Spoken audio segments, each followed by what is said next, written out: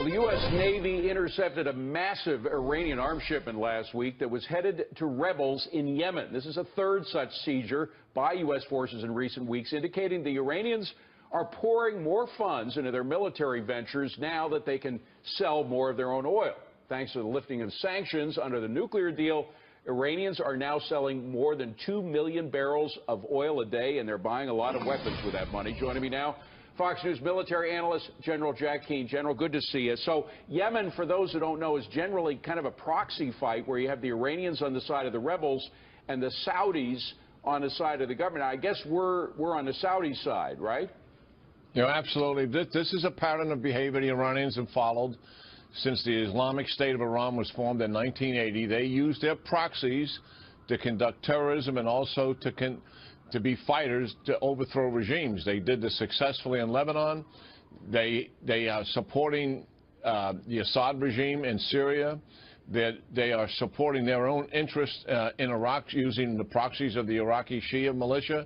And now in Yemen, we see them using the Houthis. This has been a successful campaign for them for 35 years, and they are taking the gloves off, and they are about it again. Well, are we in danger of getting sucked into a proxy war? I mean, this is a third shipment we've seized. Well, we're doing absolutely the right thing here, and kudos to the Navy and the intelligence system. I'm certain it's also helping to feed them, the Central Intelligence Agency, et cetera. Clearly stopping them from arming their proxy is a big deal. We clearly want Yemen stabilized. We were forced to retreat from Yemen, David. Yeah. We had a special operations base there where we were conducting operations against ISIS and also against the Al-Qaeda. We had to close our embassy. We had to close our military base and leave. Now we want this government return to power and to stabilize it. But listen, the message here is the nuclear deal was struck in July of last year. Since that time, the Iranians have taken their gloves off. They have returned to their previous behavior. And their behavior is their strategic goal since they stated since 1980, and that is to dominate and control the region. Well, yes, they're going to Go ahead. Yeah, I was just going to say the irony is that the nuclear deal that we signed on to gave them a lot more money to play with, and some of that is clearly being used here. I just want to ask you to respond to one thing, because we had General Mike Flynn on, Brett Baird did on a show that we did Friday. He said something pretty provocative about our commander-in-chief. I just want to play that so I can get your reaction, if you don't mind. Go ahead and play the sound. I think that he sees the military actually as something that is more dangerous to the world. And I think that he looks at us, I actually do. I think that he looks at the United States military and sees it as a threatening application around the world than actually as a useful tool. Now, that's a pretty provocative statement, General. Do you agree or disagree? Yeah, I agree in part. I mean, I think the Obama doctrine, if you want to call it that, he has looked at the role of the United States differently than any president we've had since World War II, whether they be a Democrat or a Republican. And he does not see that the United States should be operating in the world to assist and lead global security and global stability and help also to create economic prosperity. The military is part of that, but his overall strategic policy is one to pull the United States back from its traditional leadership role in the world. And that is truly what has happened for the last 7 years. General Jack Keane, great to see you, General. Thank you very much. Appreciate it.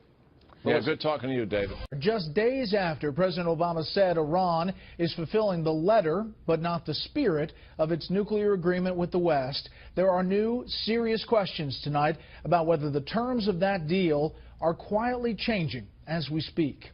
This comes as we learn a U.S. Navy ship stopped a massive Iranian shipment of heavy weapons intended to kill fighters who are aligned with the U.S. Chief Washington correspondent James Rosen reports from the State Department tonight on heightened suspicions that the president and his aides may have tried to deceive Congress about what was in the Iran deal.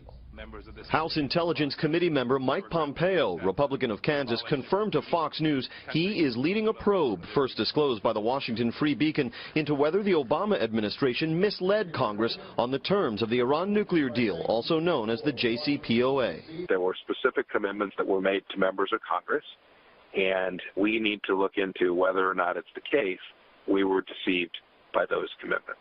Case in point, how the U.S. would treat ballistic missile tests by Iran once the deal was in force.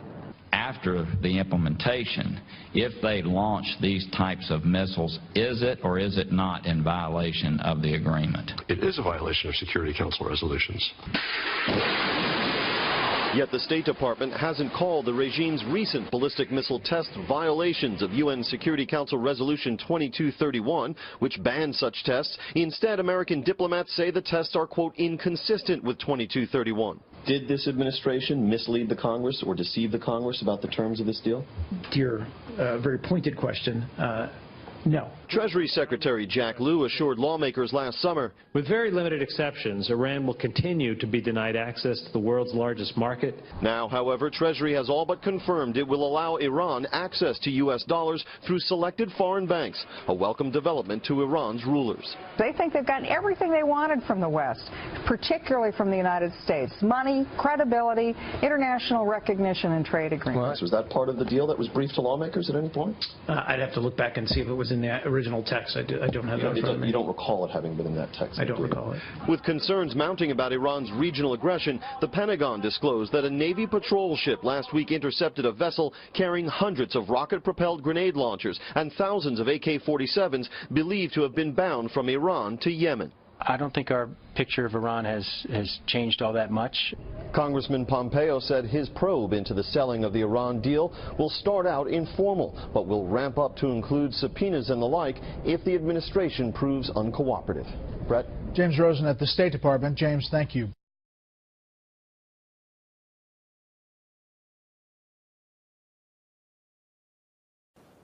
With Palmyra retaken, pro-government forces are pressing ahead with their campaign to cut off ISIS supply routes through the oil and gas-rich desert around the city.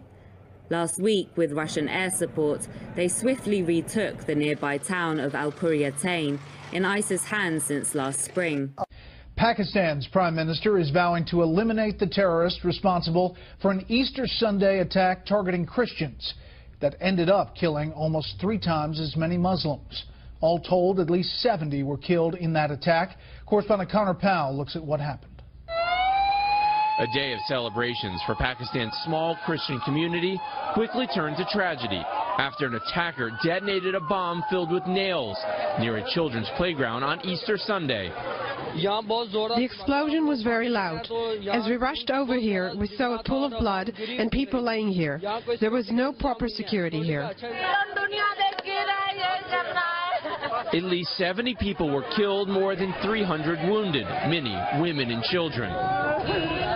Jamaat-ul-Ahrar, a Taliban faction who pledged allegiance to ISIS, claimed responsibility, saying they were specifically targeting Christians, though most of the victims were in fact Muslims. This weekend's violence, the deadliest in Pakistan since the massacre of 134 schoolchildren in Peshawar more than a year ago. That attack prompted a government crackdown on Islamic militants, who proved again they are seemingly able to strike when and where they want. Today, Pakistan began observing 3 days of mourning. In Lahore, businesses and schools were closed, while security forces protected government buildings in the capital city, Islamabad. Thousands of Islamic supporters took to the streets Monday to protest the government and demonstrate against the execution of a Pakistani police officer who shot and killed a Christian governor 5 years ago. Pakistan's military has long differentiated between good militants who strike in Afghanistan and bad militants who attack in Pakistan. And despite U.S. efforts to convince Islamabad to end this policy, Pakistan's military shows no willingness to do so. Brett? Connor Powell in our Middle East newsroom. Connor, thank you.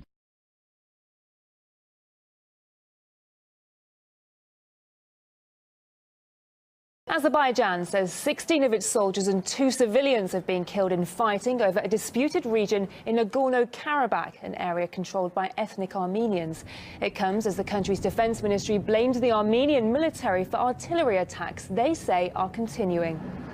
The situation around the Nagorno-Karabakh conflict is to be discussed by mediators in Vienna on Tuesday during a meeting of the OSCE's Minsk group, which is co-chaired by France, Russia and America. The Azerbaijani Defense Ministry has released footage claiming to show the destruction of a military command center at an undisclosed location in Nagorno-Karabakh. News of the strike first emerged on Saturday when Baku officials claimed the barracks was hit in a pinpoint artillery strike. But the ethnic Armenians controlling the area have denied it. Here's RT's Murad Gazdiev with more. Amidst all the confusion and propaganda, we wanted to see what's happening with our own eyes. The fighting here dies down, heats up, as it often does. Right now it's heated up. We've made a stop here near some undergrowth, hidden the cars away. Apparently just down the road, a bus carrying 7 Armenian soldiers was hit by a shell. No survivors, so we're waiting for things to calm down.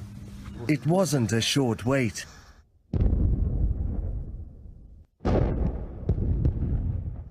Eventually we got going. Notice the scorch marks in the fields. This was filmed seconds after an Azerbaijani Grad rocket impacted just a few hundred meters from us, prompting everyone to take cover at a nearby military site.